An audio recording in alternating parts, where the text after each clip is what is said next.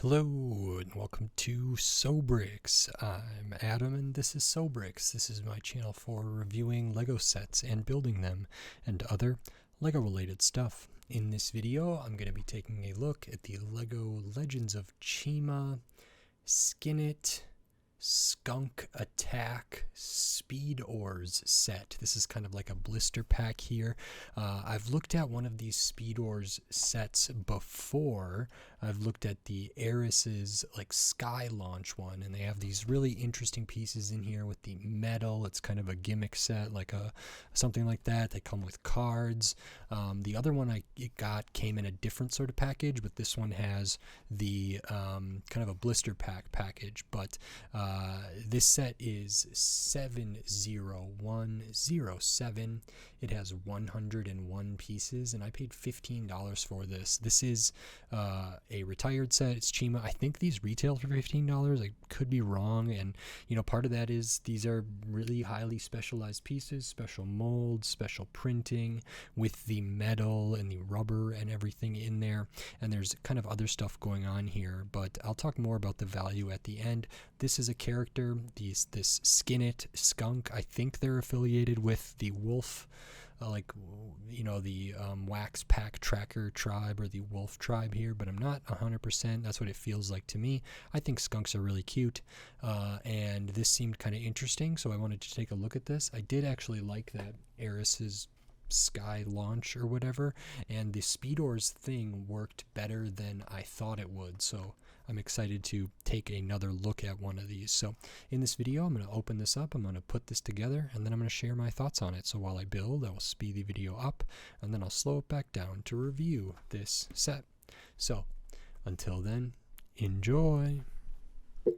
Okay, so while we look at the build for this Lego Legends of Chima Speedorz Skinnet Skunk Attack set, I just wanted to say thanks for watching, and then remind you, if you like the video, click the thumbs up. If you like my other videos, click the subscribe button. That helps me a lot. This comes together pretty quick. It's in a small kind of blister pack. I absolutely destroyed the packaging it was in. It starts with a pretty special piece, the minifigure, and then there's a little bit of building here and some kind of fun games and functions here. So now on to my review for this set. Okay, so here we have the Lego Legends of Chima Speedorz Skunk Attack set. This is pretty fun and similar to the Aris Sky Launch set a little bit, which is fine to see. And one of the things that when I opened the Aris Sky Launch one, it came with these cards. I think there's 5 cards in here. I didn't open them up yet, so I don't know what else is in this pack. But this one, this Skunk Attack, comes with another pack of, I believe, 5 cards. But we have Skinnet the skunk on the card there, which is interesting. And for the little game that you can play with these Speedorz, they have different like chi values and a different orb thing value in the middle and all sorts of different stuff here. So I don't know if I'm going to open these or if I'm going to just hold on to them as is. I'm not really sure what to do, but maybe at some point I'll open these. I don't think they're really worth anything, but just keeping them sealed for now. So you do get that, and then you get all of this, and there's a good amount of stuff to look at, even though it's only 101 pieces. And the first thing we will look at is the minifigure, because you do get one. So this is Skinnet, and this is really, really cool. This is not one that I have gotten before, and I really, really like this. I like skunks, so this is cool. So we have Skinnet here. They do have this whip accessory, which is fine. There's another accessory kind of, which is this spear with the blue translucent and the leaf piece there, so that's fine. And we have this really, really cool skunk head here with the black and white. This is not dual molded, but it is printing. So we have the white on the black there, and the white is a little bit gray, a little bit bluish. They maybe could have done a better job. On camera, it looks relatively white, at least to me. You printing in the ears, printing on the head, or like on the top there, ears there, and then around the cheeks. And then we have the printing for the mouth. We have a little bit of a nose up there, and then we can see the ears through there. So that's really cool. If I take that off, if you saw my video for the Blodvik Rumble Bear, I said the bear heads don't really scream a bear head to me. This minifigure head with this printing does not look like a skunk to me. It's so weird and uncanny and strange. So it's just a minifigure head in black with some printing on there. We do have kind of the same face. The mouth is kind of the same. The nose, the eyes come through. We have the marking on the head, but it just looks so weird when it's flattened and put on a minifigure head. This one does have an alternate face, so I can turn that around. There's not too much of a difference. So this is one and this is the other. I think the big thing is the eyes are a little bit of a different shape. So this one is a little more awake, and this one on the back, the eyes are a little more closed. You can kind of see the upper lid there is a little more relaxed. I think it looks best when the head kind of piece is on there, and then it looks really cool. I'll pop that off. We do have something going around the neck, which is interesting. That's this skunk tail, but they did it around the neck, so it doesn't connect to, like, I think now they maybe would have done this as something you put in the midsection or around the waist, but this one they did around the neck, and it looks a little bit strange, but with this on there, it's not as weird, I feel. And I can pop that off just so we can see that. It's kind of an interesting piece, dual molded there, and kind of that flexible, more rubbery kind of plastic, although not super rubbery. It's still pretty rigid. It just is a little bit different. So cool skunk tail there. Looking at the torso, we kind of have this not armor, but like what looks like to be like cheese stuff, but maybe not really. Kind of have a medallion in the middle, but we do have the nice kind of black with the white stripe. We do have printing on the midsection, printing on the legs up at the top, and on the middle and on the feet. Nothing on the arms. Looking at the back, kind of have that harness coming around back, almost looks like suspenders. And then we have the striping going down the rear as well. So I like skunks a lot, and I'm more than happy to have a skunk character in this Chima set here. It's really cool. Like black and white are some of my favorite colors, and I just like that color scheme a lot. Grayscale or just just black and white and stuff like that. So this is really pretty cool. I like this minifigure a lot. And then some of the other things besides like the minifigure and the couple accessories here, we do get 6 of these kind of crystal pieces there in the light blue. These are used for like point systems, I believe. In the instructions, there's actually some kind of like play examples here. So you would have like 2 people with Speedorz and their deck of cards, and you would set things up, and something might happen, and then something else might happen, and then something else might happen, and then they move on and they draw a card, and the card has this and that and that, and then you get some of these things, and then when you get all 6 of them, you win. I don't really fully understand it yet. We also have like a breakdown of what the card is there. So like it says the tribe up in the corner, the battle powers, instinct, speed, courage, strength, the chi bonus. When you flip a card, you pay 1 chi crystal to add the chi bonus to any connected battle power. So it has some how to play instructions over here as well, which is good. It has it in a bunch of different languages, which is fine. I don't know if people ever did really play these or if it's a well-designed game or not, but I think that's fun. So that's really cool. So you do get these for point markers. You get this, which is kind of part of the Gimmick set. This is like the rip cord here. So interesting piece that you can use. And then we will look at like the Speedorz thing here. So first we get this. So it's like a special molded pieces. I have the Eris one somewhat nearby. They're not sitting in there right now because they should be kind of locked in under there. But this one was like gold, looks kind of like a beak or a bird with the really super nice printing on it. This one looks like a skunk. The eyes kind of have a similar thing to the kind of outfit that Skinnet is wearing, which is nice. And then it kind of has like decals there with the white kind of stuff going around, which I think is really, really cool. There's a couple studs here, a couple Technic pinholes down there. So this is an interesting piece. And then we have the same kind of base piece, the Gimmick piece here, which is this gray kind of plate with the wheel hole, a couple Technic pins in there. We did add on kind of these vines on the back and the inverted tile there. But we have this wheel that is metal in the middle, and it's attached in there.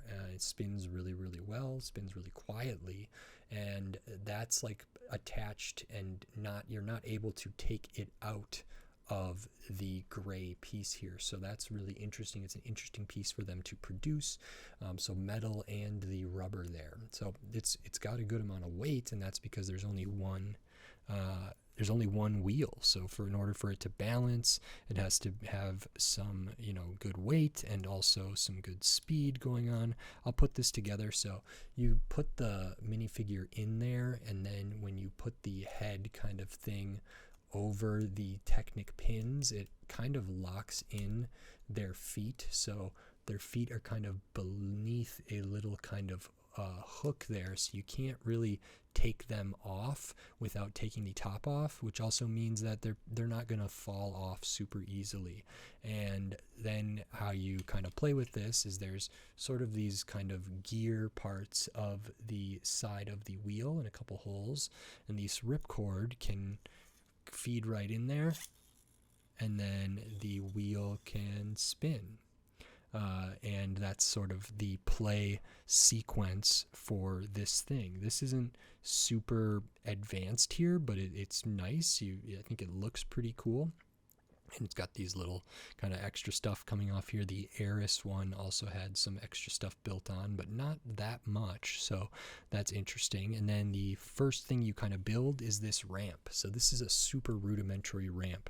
The one for the Eris Sky Launch was a little bit a bigger of a ramp. It was a different kind of thing, and then it had something to kind of jump through.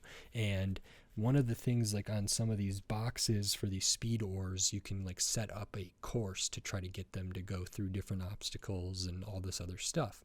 But this one has a ramp. I actually wasn't sure if it was gonna work. It's just one of these like part plate, part tile pieces here, 4x6. We add a couple like 1x1s with the round bit there. We put a barb on either side. We put some vines on either side. Then we use this bracket piece, and that's it. So it just sits at an angle like that. And the idea is this: you would rip the ripcord out of here, and this would go, and it would hit the ramp. And then the rest of the set is, I don't know what to call this, but it is kind of like a wolf tribe sort of monument type thing. So but it's got like a bullseye, it's got like a target here.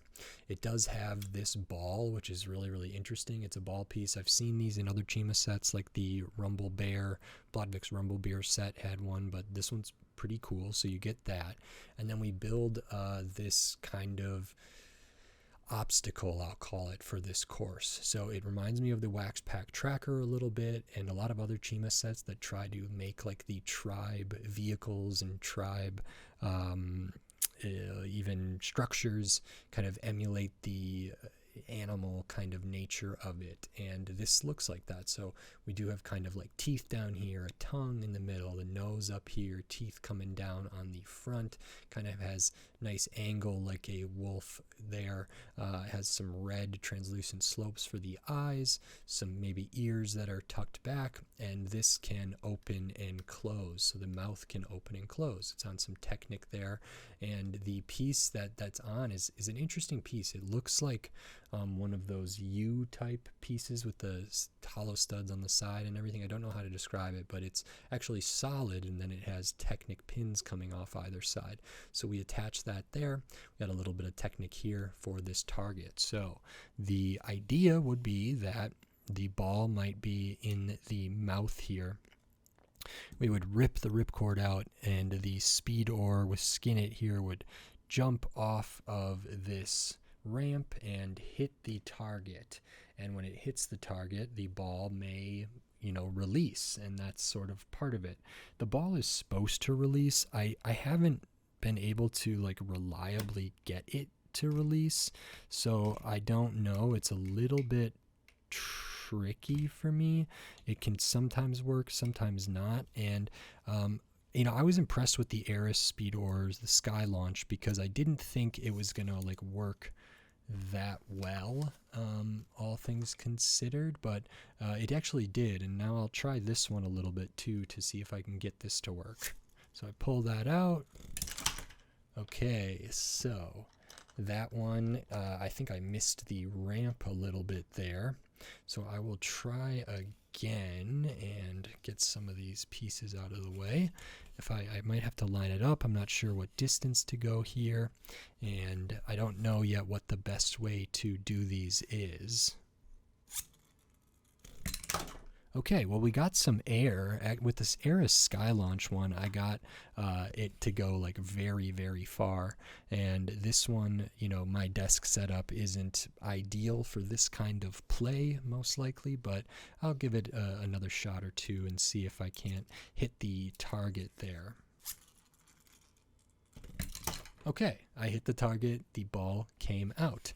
Not too bad. And that's kind of part of the deal. Potentially you would have two of these maybe going at the same time and competing, or trying to hit this or trying to hit other obstacles. There's a whole kind of thing to work that out, I feel like. And I've been pretty impressed with these. Sometimes the gimmick sets work really well. Sometimes they work less than great. This one's very, very interesting. I think it's nice. It's well balanced. They can launch pretty far, and it's just a very, very unique piece to see in a Lego set. So I really, really appreciate that. I think the minifigure is really good quality as well. So that's pretty nice. And I'll show the extra pieces because we do get some. We get a barb here, a smaller one there, the white kind of cheese wedge, Technic pin, a couple studs, cheese slope there, as well as kind of the game pieces and the different stuff. And this set is 101 pieces, and I paid $15 for it. So this is retired. I think this retailed for $15. I bought this sealed at a store that still has these, even though they're from maybe 2013, 2014, 2015, 2016, maybe around 2016. In that time, I would assume, I think the cards had a copyright 2013 on them, but and I don't know for how many years Chima was around, but I think this is probably 8 to 10 years old of a set. I think the retail price was $15. The Aris one that I got, I think I paid $12 or $13 for. It was in a different kind of box, and I don't remember how many pieces that had, but there are other ones of these. I actually have several more of these Speedorz with different characters and different piece counts and all stuff like that, so I'll be taking a look at more of these in the future, but that is kind of the price that I paid. And as far as value goes, you know, I think it's kind of fair. Not only is it retired, I don't know what the market is. I don't think these are something that like appreciated in value that people are paying $30 for. It just doesn't seem to be the case to me, I at least as far as I've seen.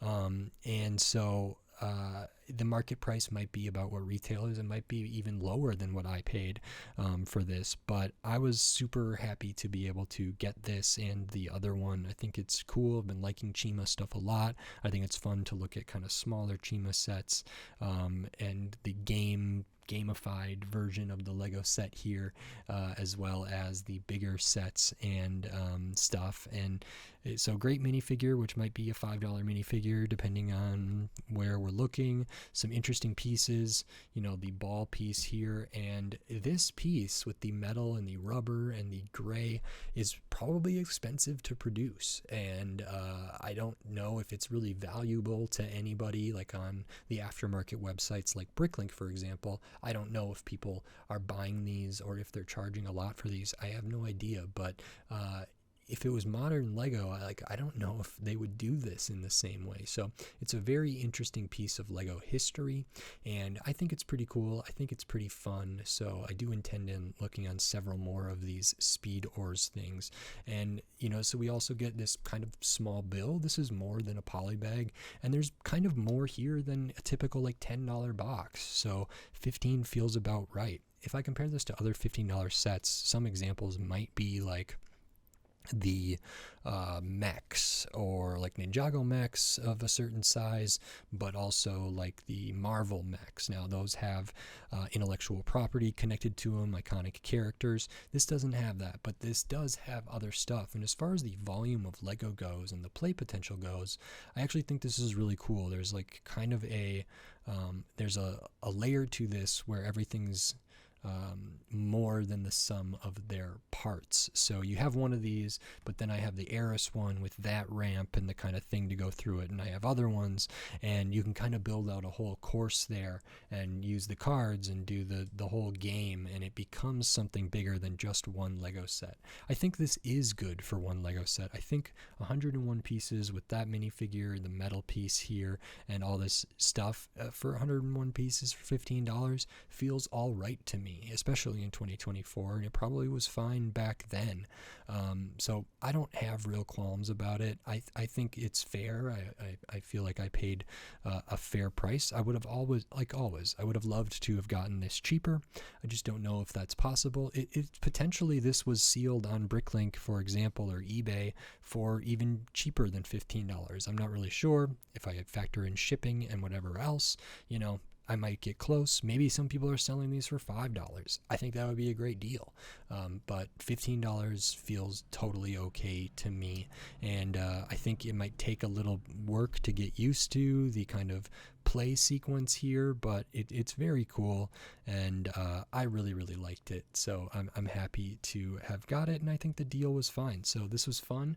I'm going to look at some other of these Chima Speedorz in the near future, and maybe if you're interested and you're not subscribed already, maybe consider subscribing. So I think that's it for this. If you like this video, please click the thumbs up and give it a like. If you like my other videos, click the subscribe button down below so you can stay up to date on all the Lego videos I'll be doing here in the future, including, like I said, more Lego Legends of Chima Speedorz, more other Lego Chima sets, and then tons of other Lego sets from all different themes, all different shape, size, price point, piece count, tons of different stuff, old sets, new sets, retired sets, used sets, a bunch of things. So subscribe so you don't miss any of my upcoming Lego videos. We're on the road to 1,000 subscribers. It would be amazing to get there, so I appreciate everybody that's helping me on this journey. It means a lot to me, so thank you very much.